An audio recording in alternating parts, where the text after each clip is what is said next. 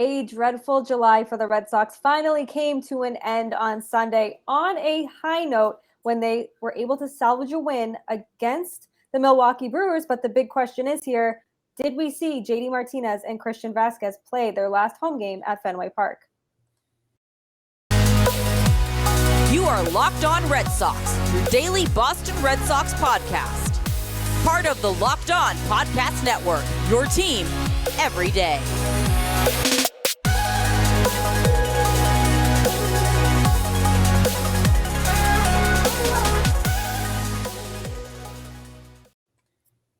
Today's episode is brought to you by Vroom. With Vroom, you can buy cars entirely online and have it delivered straight to your door, so you never have to go to a car dealership again. So next time you need to buy a car, just grab your phone, go to vroom.com, and check out thousands of great cars. Now, I know this is a baseball podcast, obviously dedicated to the Boston Red Sox, but Boston did lose an incredible person, an incredible legend on Sunday. Celtics legend Bill Russell did pass away at the age of 88. Jake and I obviously were not alive during his playing career, but what he did on and off the court, the path he paved, just a tremendous loss in Boston on Sunday. Yeah, he was an incredible basketball player, obviously winning the Celtics a good chunk of their championships. Their 17 is, and it's pretty tough to see his loss. And I was surprised when I saw the notification, because you see him at all these events and he looks so healthy. He did, and he lived a great life. 88's a hell of a life. I wish he had 88 more years, but it's unfortunate. Like I said, major legend here in Boston, and our prayers and our thoughts are to Bill Russell's family, the Celtics family, and the NBA. It's a tremendous loss, but thank you for making Locked On Red Sox your first listen. I'm your host, NESN's Lauren Campbell, joined as always by Jake Ignaszewski here. And it was a big weekend for the Red Sox. They did drop 2 out of 3 to the Brewers, but that wasn't the biggest story from this weekend. It's the trade deadline that is looming Tuesday, and the Red Sox and Alex Cora and Chaim Bloom have said indirectly that they're going to be sellers if they can't play better baseball. And they certainly didn't. They finished the month of July 8-19, and there's a lot of questions now surrounding JD Martinez and Christian Vázquez. So their names have been brought up in trade rumors. And JD Martinez is no stranger to being traded. He knows that at the end of the day, this is a business. And after Sunday's win, the one win they salvaged from this series, it was reported that catching prospect Ronaldo Hernandez will travel with the Red Sox to Houston in case a move is made. He will be placed on the taxi squad. So for me anyway, this signifies that the Red Sox know they're going to make a move that involves Christian Vázquez, because I know you have to carry the backup catcher to make sure you have all your ducks in a row, especially if you're on the road and being on the road when the trade deadline happens. But in my mind, I don't think Christian Vázquez plays for the Red Sox past Tuesday or past Monday, really. I mean, it was kind of up in the air on what was going to happen with Christian Vázquez this season. I mean, the Sox came close to, not offering him the club option. And, we're even talking about trying to get Jacob Stallings over here. So I'm curious to see if they do try and make a move for a catcher other than Ronaldo Hernandez to start the rest of the season. Because, if that's the case, then we will probably see Hernandez and Wong up and down, depending on who plays better. And that'll be a little bit tough, because then who knows? We could also see Kevin Plawecki shift into that starting role. But I think especially with both of these guys, you get a lot of value out of them. I mean, Vázquez has been overperforming in my book from what we've seen over the last few seasons from him, especially offensively. And then JD Martinez just continuing his great offensive approach. Ever since he's been signed with the Red Sox, he's always just been a big bat in the middle of that lineup. And we know even when the Red Sox signed him, I remember in 2017, that's what they needed. And he's just been exactly that over the 4 seasons that he's been in Boston. Yes, absolutely. And I do want to get deeper into Martinez in just a minute. But before the game, Alex Cora said that the rumors have been hard on Vázquez, but you would never know that they were getting to him by his performance on the field. And one thing that was incredibly telling for me, that after the game, Vázquez said, being in trade rumors, he understands that it's part of the business and that there's been no extension talks with the Red Sox. He made it clear that the Red Sox, the players, they believe they can be contenders And he was asked if he thinks Chaim Bloom believes in this team. And Vázquez said, I don't know. And I think that's incredibly telling. I've gone on several rants about Chaim Bloom in the last few days. And I think that I said that Chaim Bloom is on thin ice with the fans here in Boston, but it sounds like that he could be on thin ice with the players in the organization, because you come 2 wins away from winning the World Series 8 months ago at this point, and now you're bottom of the AL East, and now you have your players saying that you don't know if the chief baseball officer believes in this team. I mean, especially with what we saw, the lack of I guess confidence in this front office after what we saw them do during the trade deadline last season. I mean, I think that they got a great piece in Kyle Schwarber, but maybe they might want to see some more bullpen pieces if this team was really going to contend for a World Series. Obviously, we saw the bullpen overperform a little bit, but even when he did this past offseason, you can't really say that he went all in to try and get back to that place, or even win those 2 games to be able to get into the World Series for 2022. And especially with now all these questions looming, and no real stamp of approval for the future of, Devers, Bogarts, Vázquez, even JD. And you could even put Eovaldi in there as well, because I wouldn't be surprised if he gets traded by this deadline as well. And I think it's going to be really telling sort of the direction of this team that we see for the rest of the regular season in these next few days. And especially depending on if the Red Sox are more looking for prospects that are a little bit farther away, or maybe some MLB ready guys, or maybe some guys who are in AAA who are a few months away from being ready. But we know how Chaim Bloom loves the younger type of guys. We do, and we've seen it, and I'll always give him credit for building that farm system, but he can't keep treating the Red Sox, who have a very, very large payroll, like the Tampa Bay Rays, who do not have a very, very large payroll. But you're right. The next few days are going to be very, very telling. The good news is that Rafael Devers and Xander Bogaerts were informed by the team that they won't be traded. So I think that maybe potentially trading Vázquez, Eovaldi, and JD Martinez could help pave the way to sign or extend one or both of them. JD Martinez is another really big name here that's being thrown around. It really sounds all but certain that he will be traded. And after the game, he was kind of talking like he already was traded. He said, I appreciate everything. I appreciate the love, the constant energy every time you come in here. It's something that if I do get traded, it's something I'm definitely going to miss and I admire. These fans are as hard on me as I am on myself. And then he said, I want to make this as hard on Chaim Bloom as possible, meaning he wants to make it very difficult for Chaim Bloom to trade him. And I think that if JD does get traded, this without a doubt will go down as one of, if not the best free agent signing in team history. Dave Dombrowski did a really, really good job with this one. 4-time All-Star out of the 5 seasons he was here, 2-time Silver Slugger. And don't forget, those 2 Silver Sluggers were in the same season from different positions. He won a Hank Aaron Award, and he's a 2018 World Series champion. I don't think you could have asked for somebody better than JD Martinez. He came in, everything just kind of changed in 2018 when he came in. He was such a huge part to this team. I'll be really sad to see him go if that's the case, but at the end of the day, he did his job. He did exactly what he was brought in to do, and he made a huge impact on the team, on Devers, on Cora, on Bogaerts, and I think that speaks to the kind of player he is. Yeah, you just mentioned it right there. He not only impacted the Red Sox on the field, but also in the clubhouse. With Devers has talked about how much he helped his swing.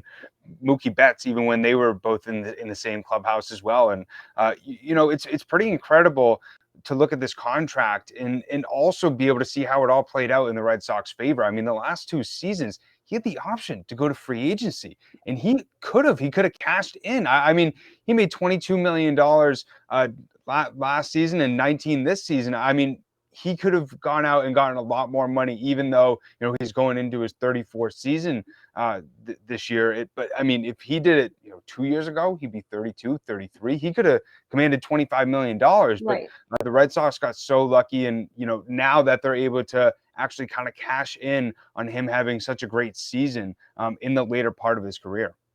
Yeah, and there was a later report that came out that from Worcester Telegram and Gazette and Worcester Red Sox reporter Joe McDonald that there are a lot of teams interested in JD. It's just the asking price is a bit high and nobody wants to bite. I think that's smart. I think the Red Sox should ask a lot for him, but don't hold on to him just to be petty.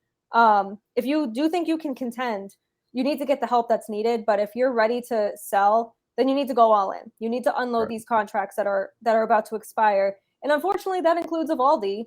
And he's expressed his desire to be here and how much he loves this organization. No one's ever going to forget what he did in 2018 in that marathon. It was an 18-inning game, but it felt like it was an 18-hour game. And he did his job too. I just think that as much as I have enjoyed Eovaldi during his time here, I think it's time to move on from him, from Vázquez. It's going to stink, but if you want to be able to contend for or be more competitive next year, Chaim Bloom has got to do something. And I think that starts with Eovaldi, Vázquez, and Martinez. One thing that I think is really interesting to look at is all the impending free agents. They've each had their values fluctuate. I mean, when we're talking about Vázquez, his value hasn't been higher in the last few seasons. But Kike Hernandez and Nathan Eovaldi, both of their values I feel like are much lower than last season. Eovaldi looked as the ace going into the playoffs. I mean, especially what he did in the wild card. Obviously, Kike Hernandez, a historic playoff performance. But both of these guys now, I believe you're going to get much less than you would have if you tried to trade them before the season. Obviously, if they did that, they would have given the whole message that we're not trying to contend, especially with nobody can predict what these guys, how they would perform this season, especially with both of them having injuries throughout this year. But it is unfortunate with Eovaldi, allowing 9 runs in 2 innings just a week ago when the Red Sox are trying to trade him and get an all right haul for him, even though he's an impending free agent. Yeah, I mean, it's you said it all best, and I don't think they're going to try to unload Kike just because of his injury, and he is expected to come back at some point in August, so that is good news. But we still don't really know the whole extent of his injury, but it's good that he's feeling better. But I don't know if somebody wants to take a chance on a potentially injured rental. But we'll see. We'll see. We know what he can do in the playoffs. We know what he's capable of. We still have to recap the weekend series where the Red Sox did drop 2 out of 3, but there were some bright spots. There was also some bad news on the injury front. We'll get into all of that in our second segment of the Locked On Red Sox podcast as soon as I tell you about LinkedIn. And now fall is almost here, if you can believe it. You need the right people on your team to help your small business fire on all cylinders. LinkedIn Jobs is here to make it easy to find the people you want to hire and the people you want to talk to much faster and for free. You can create a free job post in minutes on LinkedIn Jobs to reach your network and beyond to the world's largest professional network of over 810 million people. LinkedIn Jobs helps you find the candidates you want to talk to faster. And did you know that every single week, nearly 40 million job seekers visit LinkedIn? Post your job for free at linkedin.com/lockedonmlb. That's linkedin.com/lockedonmlb to post your job for free. Terms and conditions do apply. Thank you again for making Locked On Red Sox your first listen every single day. And you know by now that the MLB trade deadline is August 2nd, and Locked On MLB will have all the breakdowns. Locked On Red Sox will have rapid reactions to any moves made, live reactions. We'll be joining the live show on Tuesday. Subscribe now to your favorite Locked On Red Sox on YouTube, wherever you get your podcasts, so you get notified with each premiere.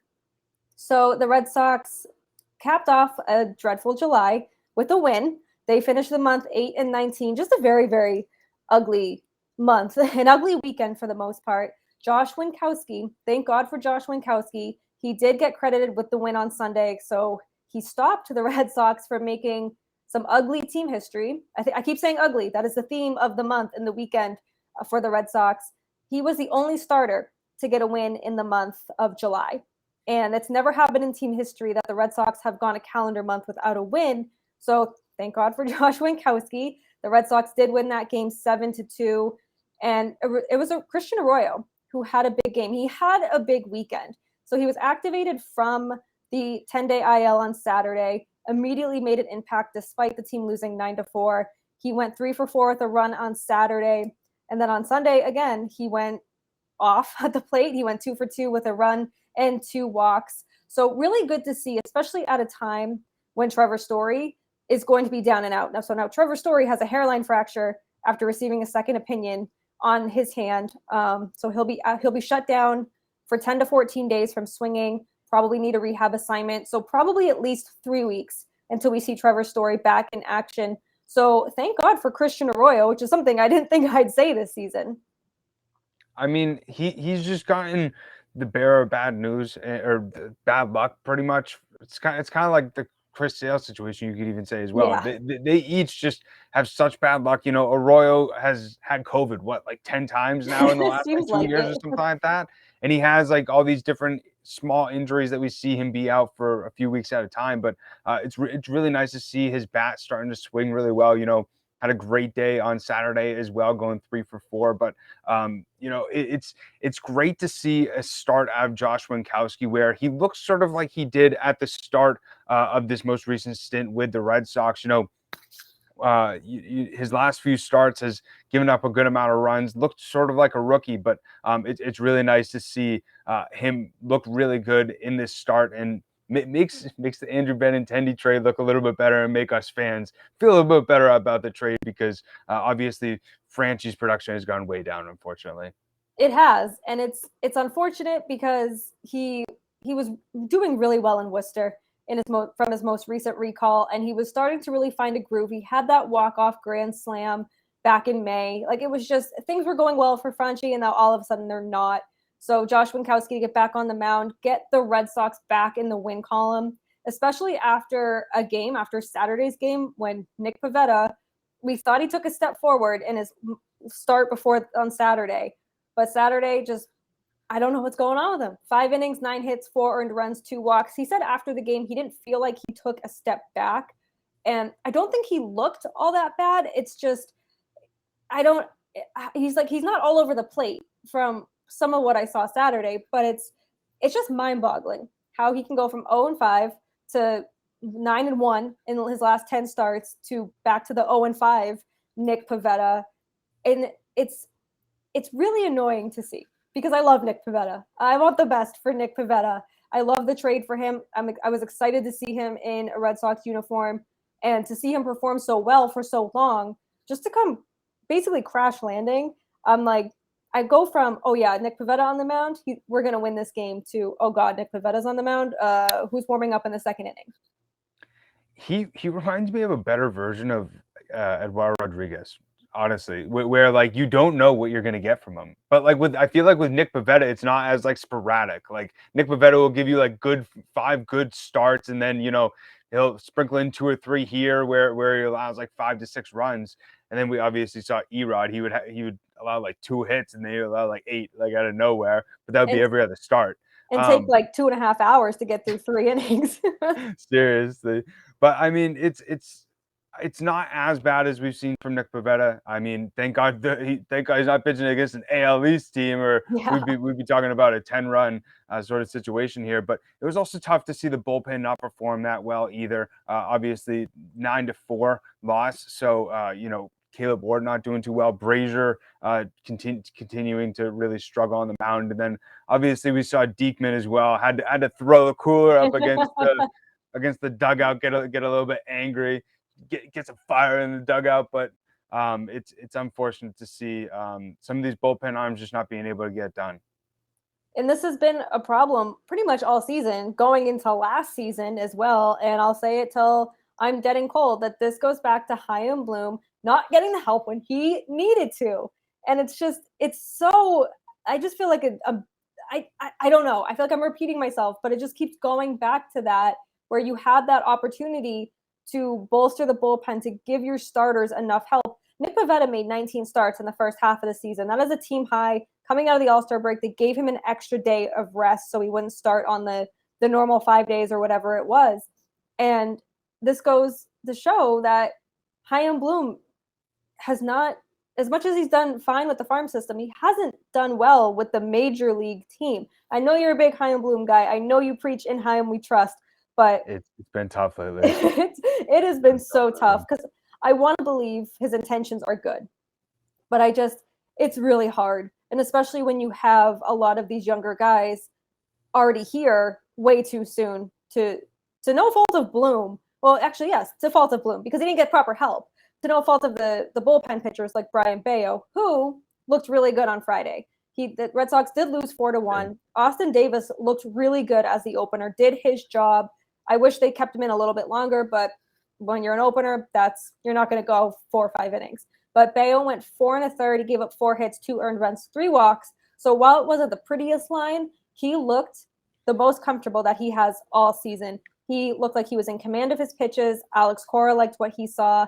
And Bello said after the game that he is just ready to build on this. So I think it was very encouraging. Like I said, not the sexiest line from Brayan Bello, but the eye test, I was like, he's going to be okay. And if you keep kind of building his confidence off this start or this outing, he's going to be a pretty productive Major League Baseball pitcher.